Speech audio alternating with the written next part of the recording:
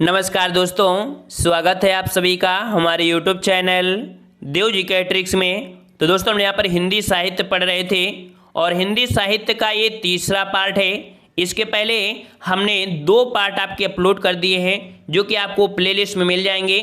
हमने आदिकाल जिसे वीरगाथा काल कहते हैं वो पार्ट नंबर 1 में कंप्लीट कर दिया था। दूसरा आपका पूर्व मध्यकाल था जिसे भक्ति काल कहते हैं, वो दूसरे पार्ट में कंप्लीट किया है। और ये तीसरा पार्ट है उत्तर मध्यकाल जिसे हम लोग रीत काल कहते हैं। और इससे जुड़े हुए जो भी पॉइंट है वो सभी हम लोगों को यहाँ पर देख लेना है। आपको किसी प्रकार की बुक की और आपको अदर वीडियो देखने की जरूरत भी नहीं पड़ेगी। तो चलते ही स्टार्ट करते हैं। अगर आपको पसंद आता है तो एक लाइक जरूर दीजिएगा और एक दोस्त को जरूर शेयर करिए। चलिए स्टार्ट करते हैं। और एक जरूरी आपको यहाँ पर पॉइंट यह बता दें कि रात 8:30 बजे डेली यहाँ पर आपको रात 8:30 बजे टेस्ट कराया जाता है हिंदी का, जहाँ पर आप बेहतर प्रदर्शन कर सकते हैं। यहाँ पर आप बेसिक पढ़िए और आप यहाँ पर टेस्ट रात 8:30 बजे दे सकते हैं बेहतरीन हिंदी की तैयारी। चलिए यहाँ पर आपका रीतकाल, तो याद रखिए रीतकाल को हम तीन भागों में वर्गीकरण करते हैं, जिसमें पहला आपका है रीत सिद्ध जो कि काव्यधारा है, जिसमें से आपके बिहारी जी आपके हैं। दूसरे आपके रीतबद्ध काव्यधारा चिंतामणि, केशवदास, मतीराम, सेनापति और देव आते हैं। ठीक है, जो आपकी किस में, तो आपके रीतबद्ध में। ठीक है, रीतबद्ध में, क्योंकि क्वेश्चन आपको यहाँ से भी बन जाता है कि रीत सिद्ध के कौन है, रीतबद्ध के कौन है। उसी प्रकार से रीत मुक्त काव्यधारा में जो आपके हैं, तो रीत मुक्त यहाँ पर दिया है, आपको दिख रहा होगा। रीत मुक्त काव्यधारा में घनानंद, आलम, बोधा, ठाकुर आदि आते हैं जो कि रीत मुक्ति में आते हैं। यहीं से क्वेश्चन आपको बहुत ज़्यादा बन जाते हैं, बस इतने से ही बनते हैं, है ना। और आगे पॉइंट में देखते हैं जो कि हर एक से जुड़े हुए पॉइंट यहाँ पर आपका कह सकते हैं, जो आपका कह सकते हैं जो हम लोग पढ़ रहे हैं ये आपका कौन सा है, तो उत्तर मध्यकाल है। याद रखिए यहाँ पर जो आपका है, ठीक है, ये आपका कौन सा है, उत्तर मध्यकाल है, जिसे हम लोग बोलते हैं रीतकाल। क्या बोलते हैं भाई, इसे रीतकाल कहते हैं। वो आपको दिख नहीं रहा होगा, इसे रीतकाल कहते हैं, जिसका समय होता है 1700 ईस्वी से 1900। ठीक है, ये कौन सा कितना समय है, तो 1700 ईस्वी से लेके 1900 ईस्वी तक का समय जो आपका है ये आपका कौन सा है, तो आपका उत्तर मध्यकाल, या इसे हम लोग रीतकाल के नाम से जानते हैं। चलिए इससे जुड़े हुए जितने भी पॉइंट है उसको समझेंगे। कह रहा है आपसे रीतकाल के अधिकांश कवि कैसे थे, तो दरबारी थे।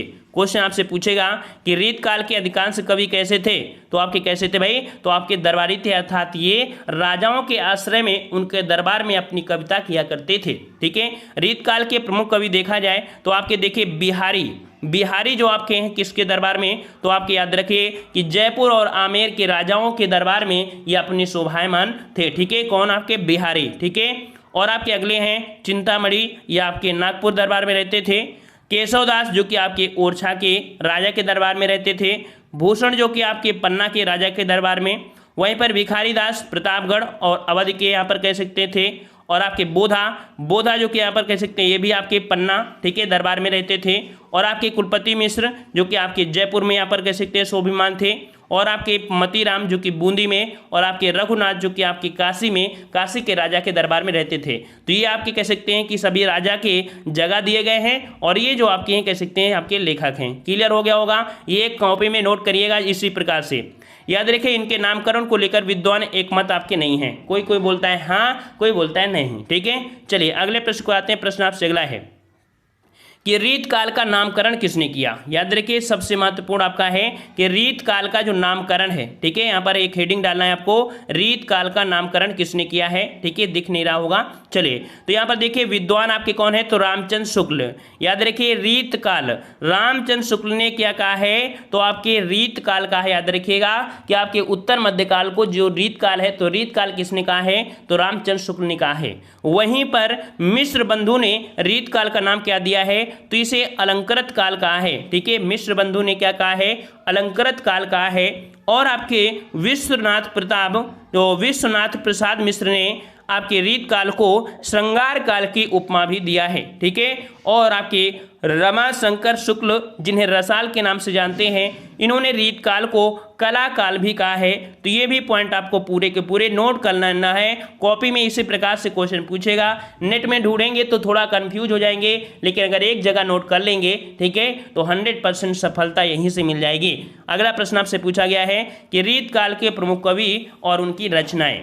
यहाँ पर एक तरफ आपको कवि दिए हैं, दूसरी तरफ आपकी यहाँ पर रचनाएं हैं, जो कि देख सकते हैं बिहारी सबसे महत्वपूर्ण आपके बिहारी हैं, और बिहारी की जो आपकी वो आपकी कौन सी है, सतसई। सबसे महत्वपूर्ण आपकी कौन सी है, बिहारी की सतसई है।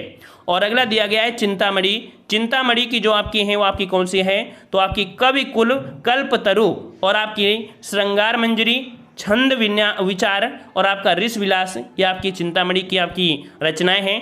और अगला पॉइंट आपका है कि मतीराम की जो आपकी है वो आपकी कौन सी है, तो ललित ललाम, ठीक है। मतीराम की जो आपकी रचना है वो आपकी ललित ललाम, रसराज, अलंकार पंचाशिका।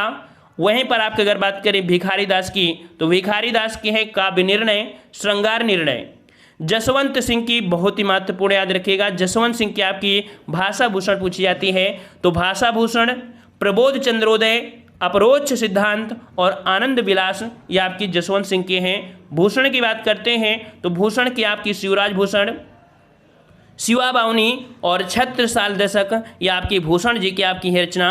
और अगले हैं पद्माकर जी की, तो पद्माकर जी की रचना आपकी है कौन सी, तो पद्माभरण और आपका जगत विनोद, गंगा लहरी और आपका प्रबोध पचासा, ये आपके पद्माकर जी की हैं। वहीं पर अगर बात करते हैं कि कुलपति मिश्र, तो कुलपति मिश्र की आपकी कौन सी है, तो आपकी रस रहस्य, संग्राम सार और आपका मुक्त तरंगड़ी, ये आपके किसके हैं, तो आपके कुलपति की हैं।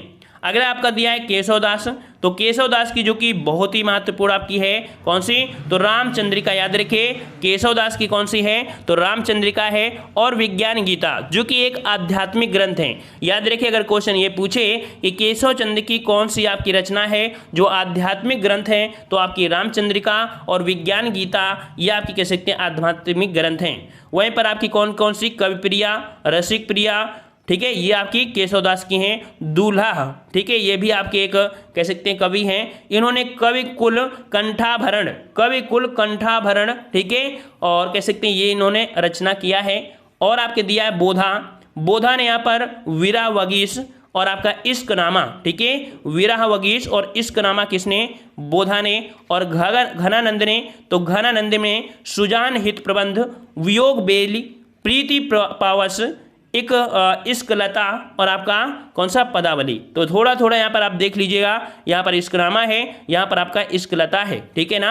और यहाँ पर आपका जो अगला पॉइंट आपका है कौन सा, देव की आपकी प्रेम तरंग, भाव विलास, शब्द रसायन, काव्य रसायन, सुजान विनोद, भावनी विलास, कुशल विलास, देव शतक, राधिका विलास, ये आपकी देव की हैं। और आपकी सेनापति की आपकी कौन है, तो कवित्त रत्नाकर, या आपकी सेनापति की आपकी रचनाएं हैं। तो कुल मिला के यहाँ पर देख सकते हैं कि इस प्रकार से आपका जो कंप्लीट होता है वो आपका रीतकाल होता है, और रीतकाल को हम लोग क्या बोलते हैं, उत्तर मध्यकाल।